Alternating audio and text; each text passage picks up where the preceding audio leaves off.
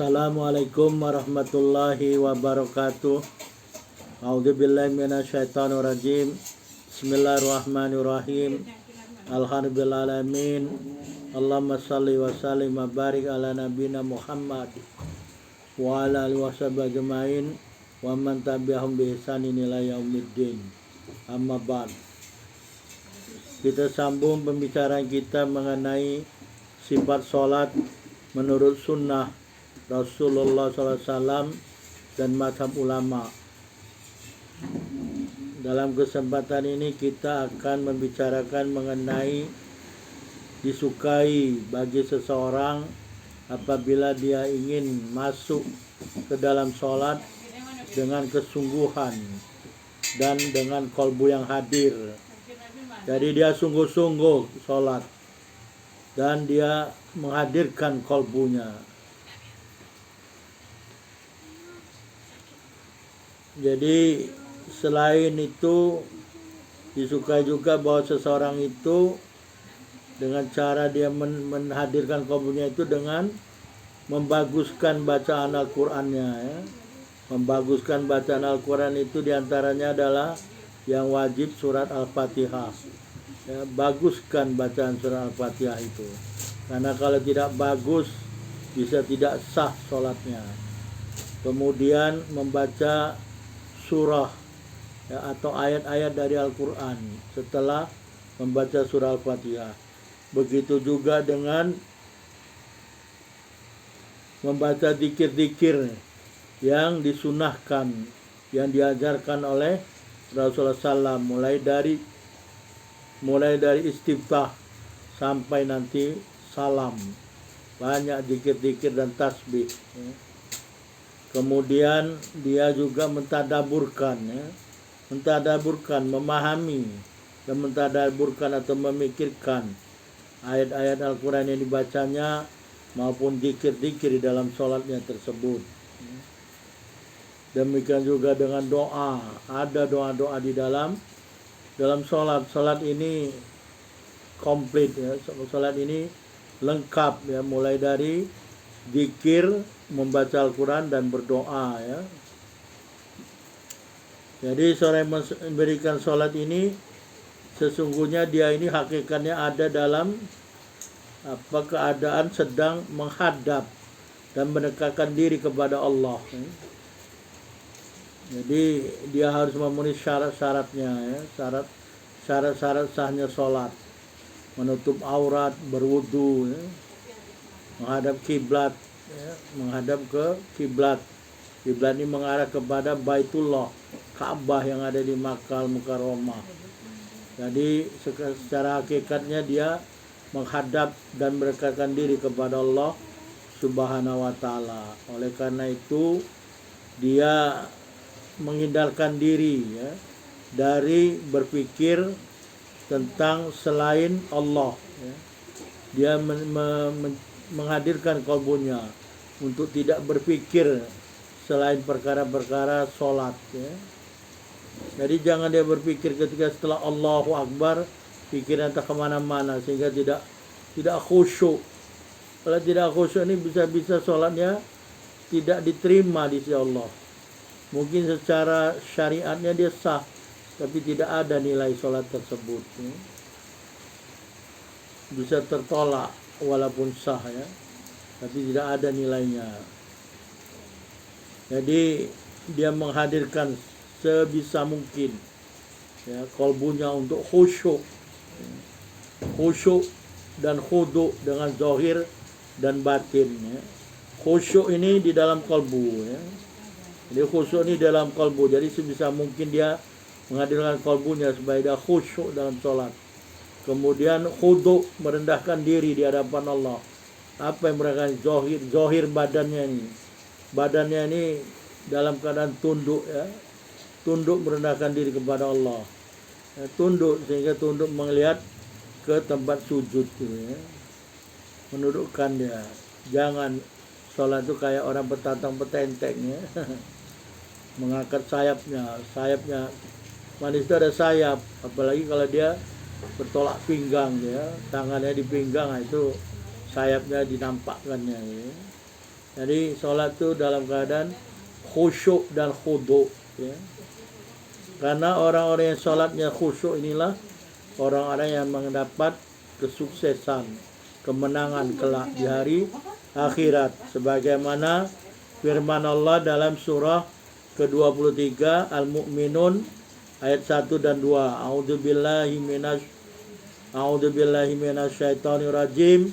Bismillahirrahmanirrahim.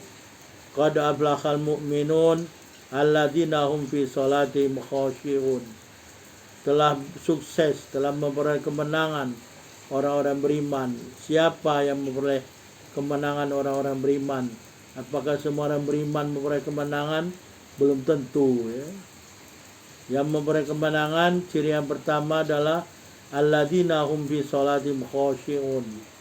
Mereka orang-orang yang di dalam sholat mereka itu khashi'un, khusyuk. Khusyuk. Jadi apa itu makna khusyuk? Ya. Mereka ini sholat-sholat khusyuk. Ya. Ini diriwayatkan dari Al-Baihaqi. Al-Baihaqi meriwayatkan dengan nomor hadis 3333, ya. 3-nya 4 kali, ya. Dengan isnadnya dari Ali bin Abi Thalib radhiyallahu anhu tentang tafsir mengenai khusyuk dalam ayat ini, ya. Ini kan disebut alladzina hum fi sholatihim khashi'un. Jadi kata Ali bin Abi Thalib, al khusyuk fil qalbi antalina janibuka lil mar'il muslim wala taltafita fi sholatik. Ya, khusyuk itu ada di dalam kolbu. Jadi khusyuk ini perbuatan kolbu, ya. Jadi kalau kolbunya khusyuk, seluruh anggota badan lain pun akan ikut turut. Tapi kalau kolbunya enggak khusyuk, entah kemana-mana, anggota badan pun ikut-ikutan, ya. Sampai-sampai kadang-kadang garuk-garuk kepala dalam sholat, ya. Naudzubillah, ya. Kadang-kadang juga mata entah kemana, ngeliat kemana, ngeliat ke kiri ke kanan, karena kolbunya enggak khusyuk. Jadi anggota-anggota badan yang lain juga enggak khusyuk dia, enggak khudu, enggak patuh, enggak tunduk dia. Jadi khusyuk itu dalam kalbu.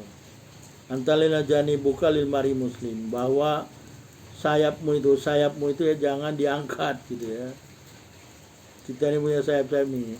Jadi kalau kita setelah Allahu Akbar tuh tunduk, gitu, ya, seperti orang di hadapan kita ini berdiri di hadapan Allah secara hakikatnya. Jangan merasa sombong, karena kita sudah mengatakan Allahu Akbar, ya. Allahu Akbar itu maknanya Allah yang paling besar, Allah Maha besar. Sehingga kita itu tunduk, khusyuk dan khudu, ya. Jadi jangan berpaling, mata itu kemana-mana, gitu, ya. Jangan berpaling di dalam sholatmu, ya.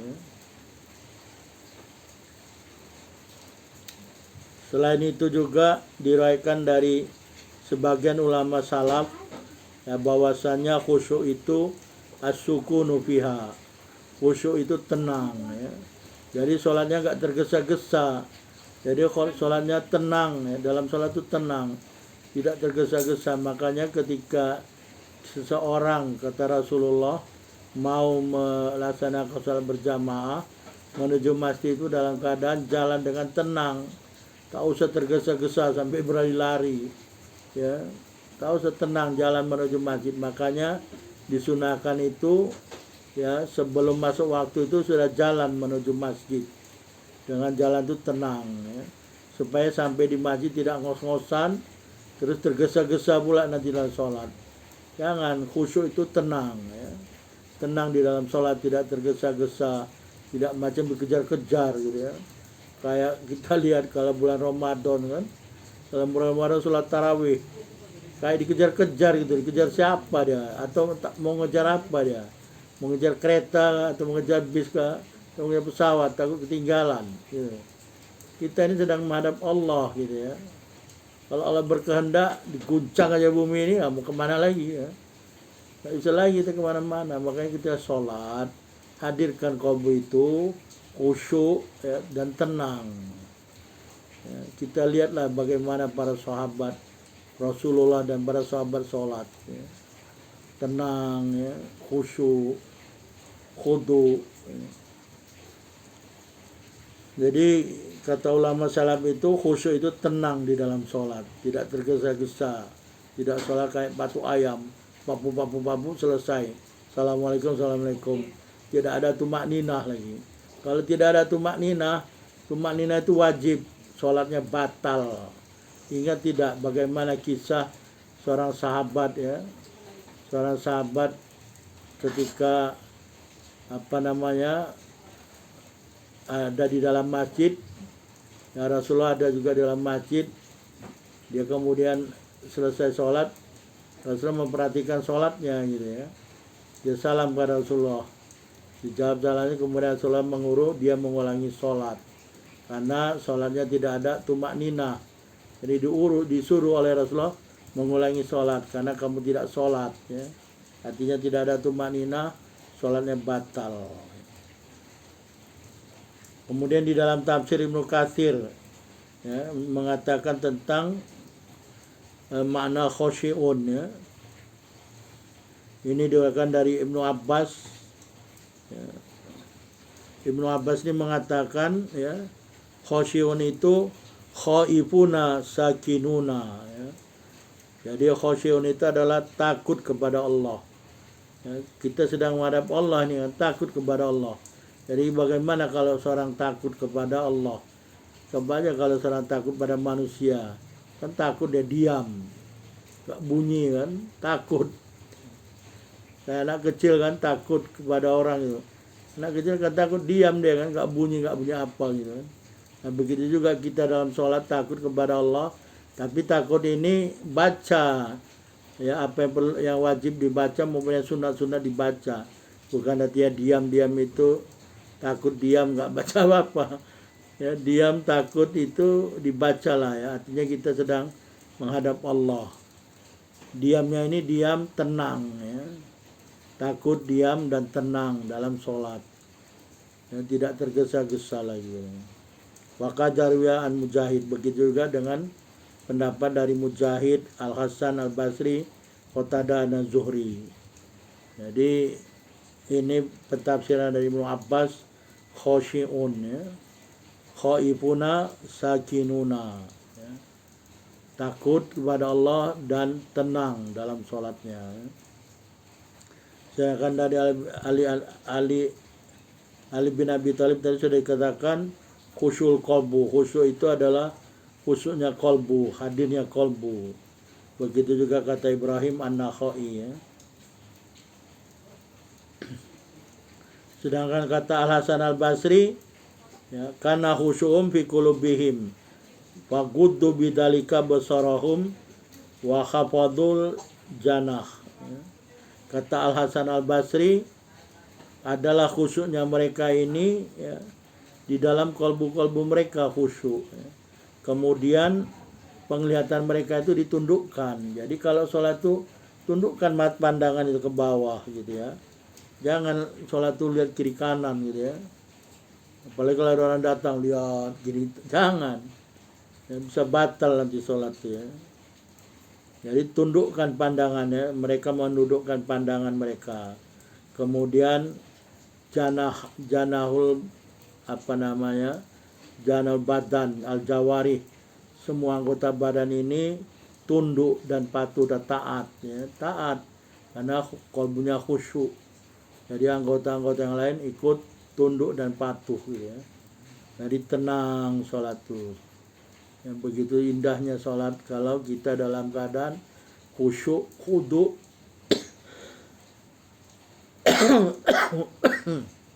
dan tenang.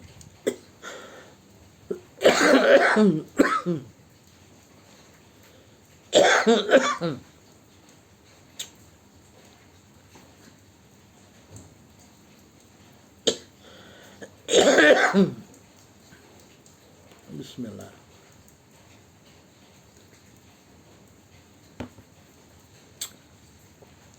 Dari Muhammad bin Sirin mengatakan ya, adalah sahabat-sahabat Rasulullah ketika sholat itu mata penglihatan mereka ini melihat ke atas gitu ya.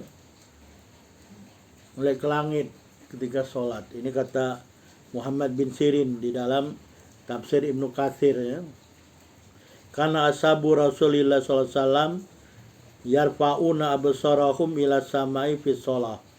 Ya, adalah sahabat-sahabat Rasulullah SAW, mereka ini mengangkat penglihatan mereka ke langit gitu ya, melihat ke atas ketika dalam sholat ya.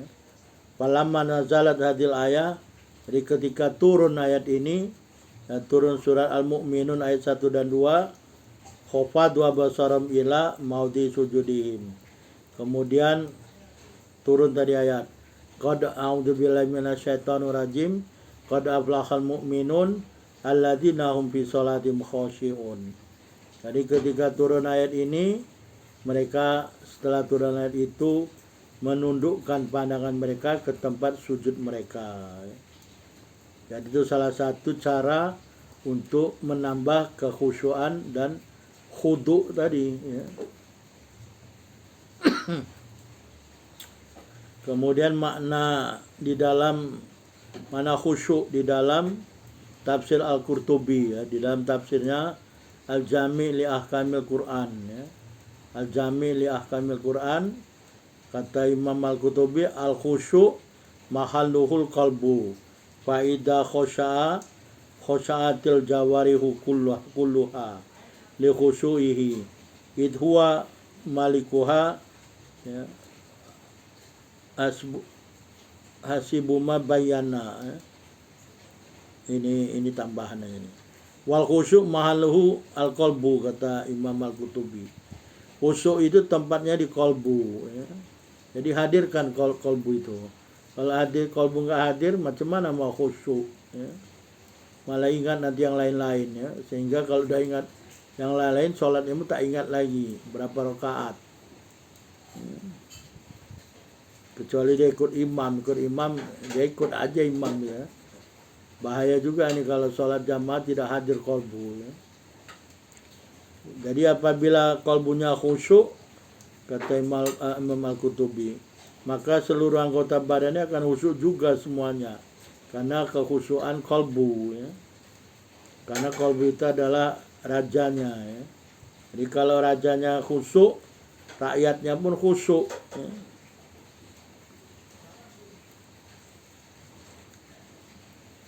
Jadi khusyuk itu hayatun fi nafsi ya.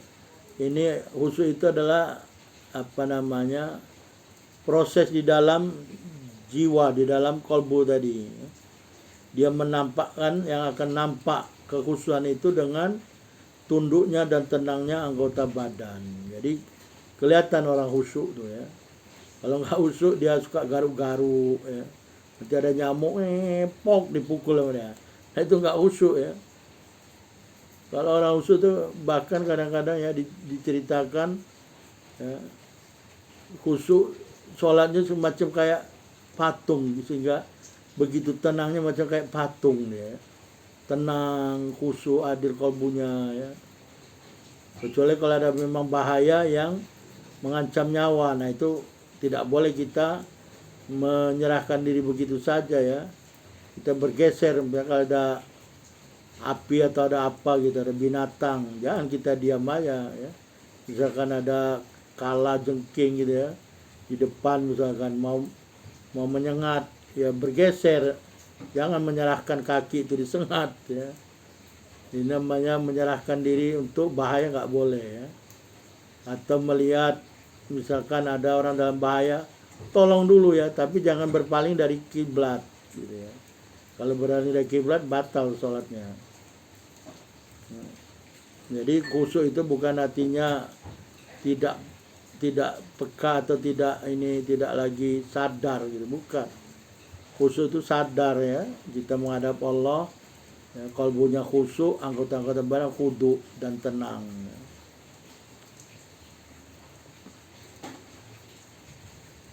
Kalau kata Qatadah mengatakan al-khusyuk fil qalbi, khusyuk itu di dalam kalbu. Wa huwal khaufu wa guddul basar fi shalah, yaitu takut kepada Allah dan menundukkan pandangan di dalam sholat. Ya. Jadi itulah makna khusyuk, ya, dan ketenangan di dalam sholat yang ditafsirkan melalui surat Al-Mu'minun tadi, ya, qad aflahal mu'minun alladzina hum fi sholatim khashi'un. Ibnu Abbas dan para tabi'un, ya, hanya dua orang tadi sahabat, ya. Yang pertama Ibnu Abbas, yang kedua tadi Ali bin Abi Thalib. Selainnya adalah at-tabi'un, ya. Jadi itulah pendapat sahabat dan pendapat dari at-tabi'un mentafsirkan Al-Quran. Memang inilah cara pentafsiran Al-Quran yang terbaik mengenai makna khusyuk, ya. Dihadirkan kolbu itu. Sungguh-sungguh kita sholat. Baguskan bacaan-bacaan sholat tersebut. Karena kalau tidak bagus bisa batal sholatnya. Mulai dari takbiratul ihram, ya. Jangan kita Allahu Akbar gitu, nggak ada. Kalau mengatakan Allahu Akbar nggak sah sholatnya. Apalagi kalau dia jadi imam, ya, nggak sah sholatnya. Makmumnya bisa nggak sah juga sholatnya, batal sholatnya semua. Allahu Akbar, nggak ada Akbar, ya. Yang ada tuh Allahu Akbar. Apalagi kalau Allahu Akbar, nanti kita bahas, ya, di dalam rukun-rukun sholat dan sunat-sunat sholat, ya. Selanjutnya mengenai hadis-hadis yang datang tentang tenang dan khusyuk dalam sholat, ya. Apa saja hadis tersebut, insyaallah kita sambung dalam kesempatan yang lain. Wallahu a'lam. Subhanakallahumma wa bihamdika asyhadu an la ilaha illa anta astaghfiruka wa atubu ilaik. Wabillahi taufiq wal hidayah. Assalamualaikum warahmatullahi wabarakatuh.